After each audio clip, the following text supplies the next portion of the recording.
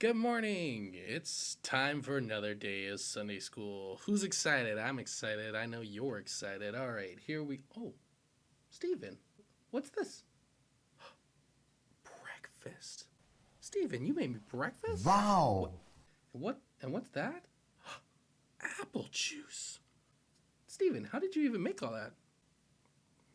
Why don't we find out? Hey guys, and welcome to Cooking with Steven.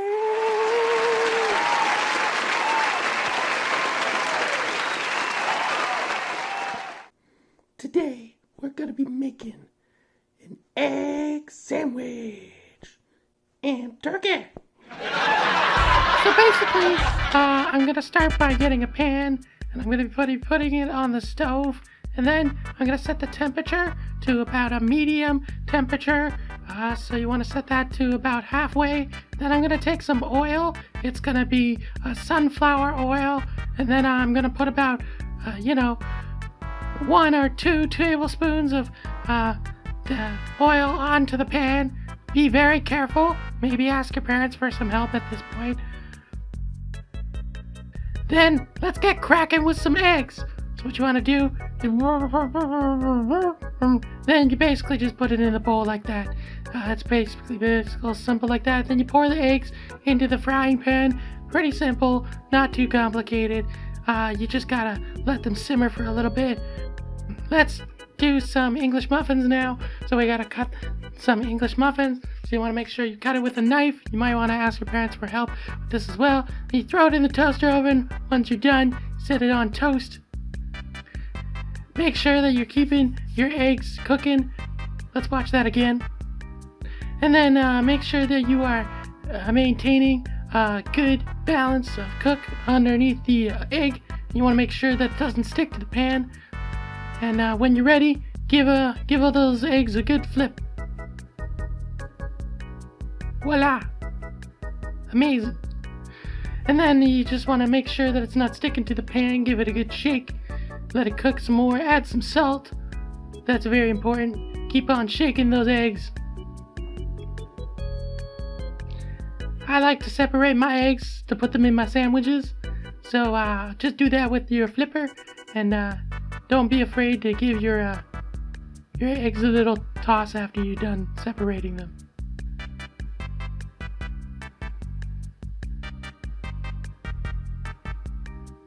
Magical!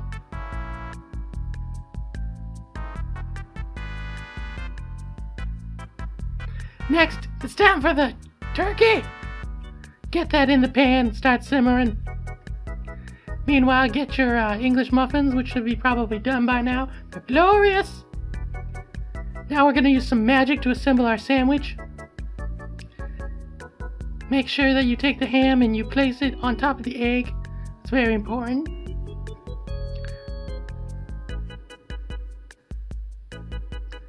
And then, using the power of magic, we'll assemble our sandwiches.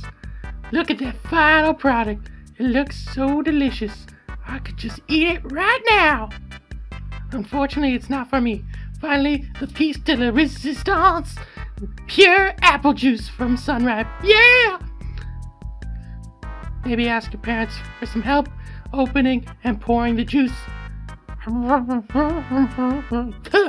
And you just want to basically take the cap off like that, and then you want to lift the juice like this, then you want to start pouring the juice like this. Oh yeah, that's some good apple juice. Can't wait to drink some of this. That's basically how to cook some eggs.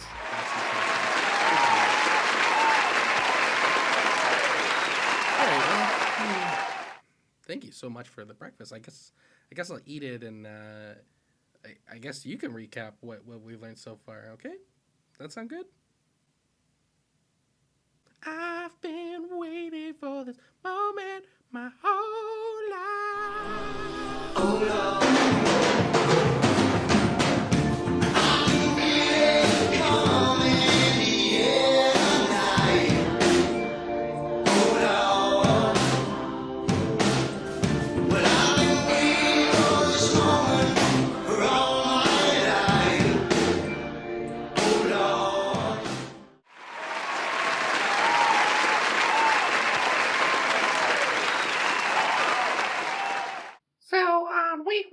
we learned to forgive others because God forgives you. We saw this in the story that Jesus presented, the parable of the Good Steward. In the second week, we learned that when you forgive others, it can change them. We saw this in the story of Zacchaeus and how he was changed after Jesus invited himself over to Zacchaeus' house. On the third week, we learned to take the first step to forgive others, learning that it's actually our responsibility to forgive others before they forgive us. Last week, we learned that everyone needs to be forgiven, and we were told the story of the prodigal son. This week, we're going to learn that when you don't forgive, you miss out. We're going to check in with my friend, Erica, to see her final improvements in her amazing renovations. Yeah! And we'll look at all of your guys' submissions for the memory verse this week. Spoilers. None of you guys submitted anything. Wow, Steven. Good job. That was a very delicious breakfast. I'm quite impressed. You're welcome. So, buddy, let's go talk to Erica. Wait a moment. Did you remember to do the dishes?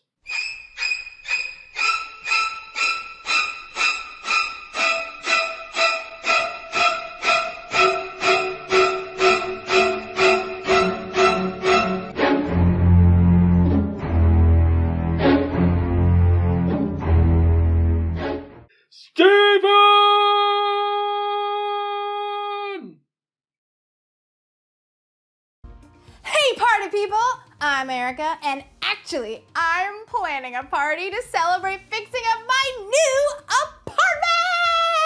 apartment! All month long, we've been talking about forgiveness.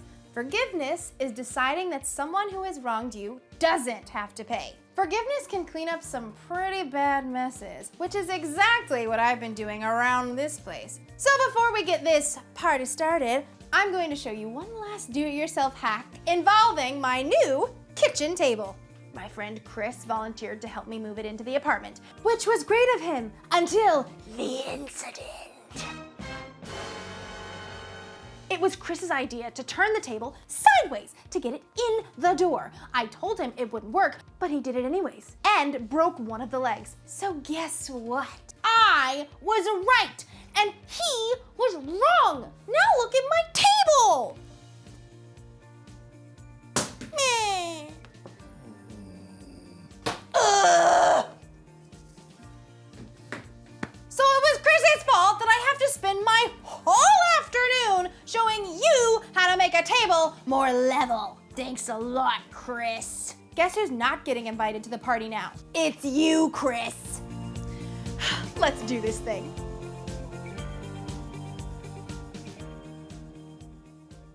Huh, that was pretty easy, actually. Let's check this out. Test 1. Test 2.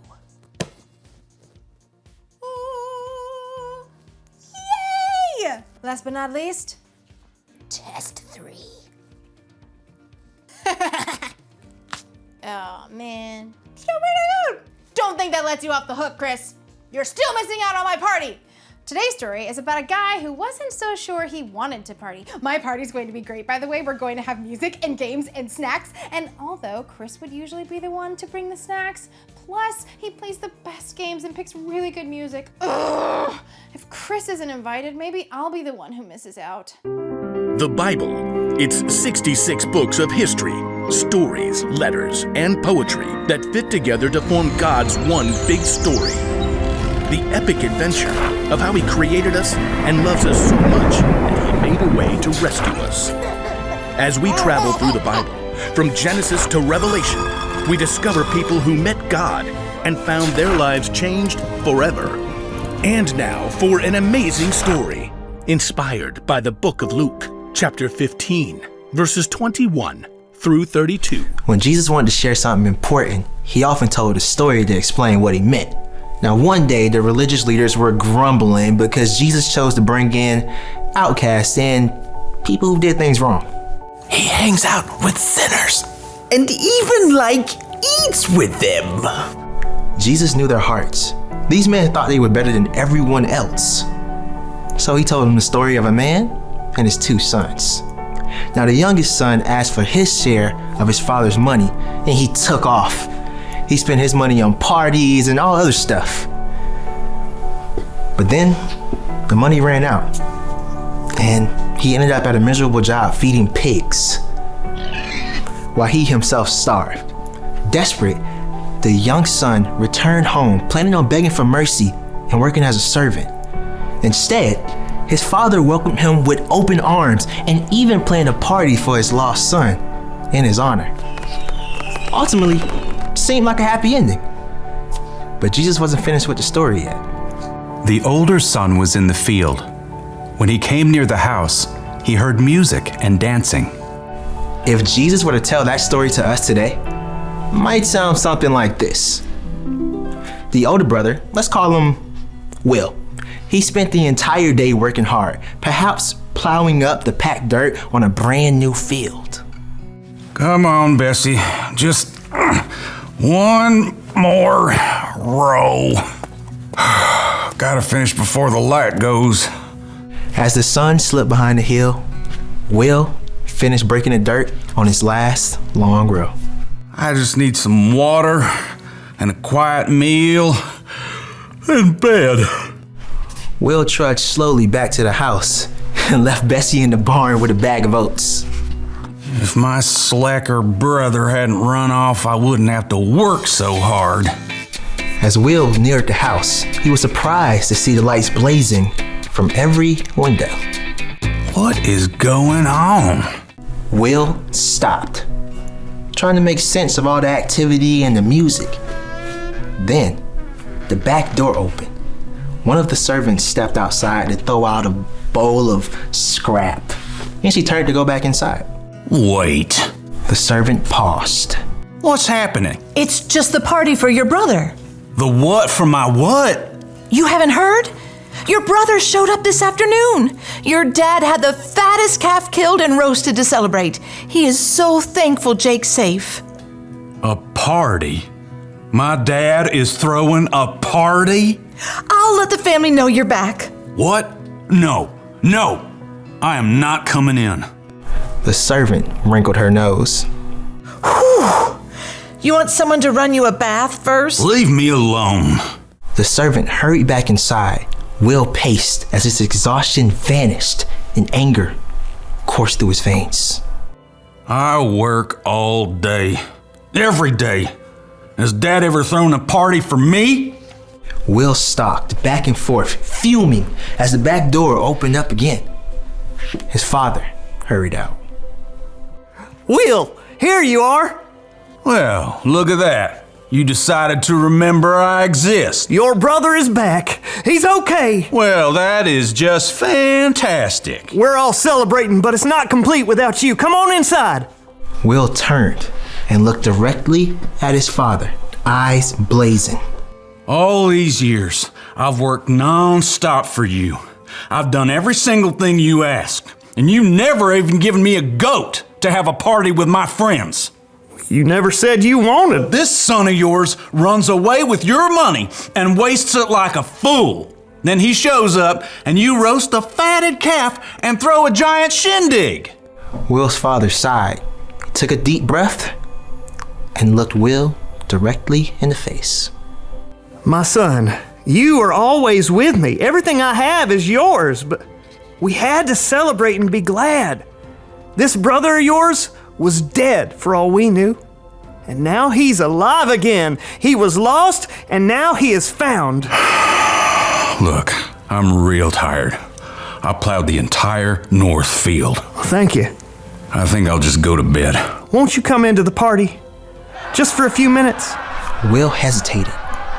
He could see the people through the window, dancing, eating, full of joy. The light and the music called them. Please, Will. We don't know if the older brother ever listened to his father. We don't know if he ever forgave his younger brother. We don't know if he chose to go and enjoy the party.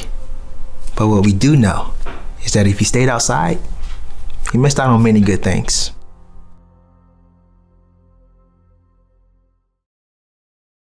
The older brother in Jesus' story totally missed out. Being right was way more important to him than repairing the relationships with his father and brother. The father, on the other hand, forgave his son and threw a big party!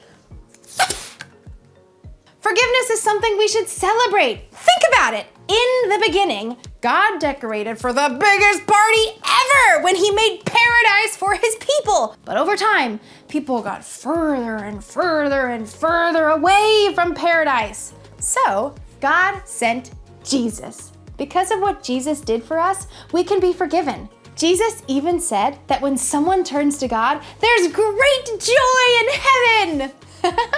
Maybe like a party! When you forgive someone in your heart, that's worth celebrating. I mean, forgiveness can save relationships. It can even make someone else feel like they matter. And forgiveness can take the weight off your shoulders too. But when you hold grudges and you don't forgive, you can miss out on all that stuff. That's why the one thing to remember today is this. When you don't forgive, you miss out. So, of course, I'm going to forgive my friend Chris for breaking my table even though I was right and he was wrong. I don't want to miss out on our party. And I definitely don't want to miss out on our friendship. That's way more important to me than being right. Well, that's all for now. I've got to go get ready for a party. See you around.